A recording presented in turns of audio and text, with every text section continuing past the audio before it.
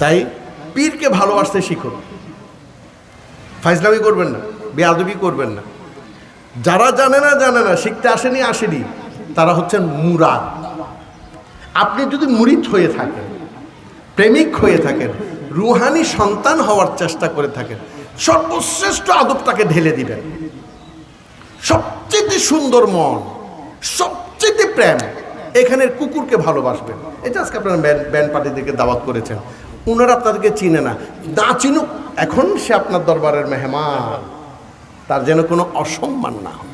এই যে মেহমান এসছেন, এখানে একটা বিয়ে আছে, তারা অনেক ভুল করবে, তারা আমার সাথে বেয়াদবি করতে পারে, আমার সাথে অসুন্দরতা দেখাইতে পারে, আমি চুপ থাকবো, কারণ একমাত্র দোষ তার নয়, তার গুরুর দোষ। সে উপযুক্ত গুরু পাননি, গুরু না পাইলে সে ভুল চলতে পারে, কিন্তু আপনি সেটা দেখিয়ে দেবেন না।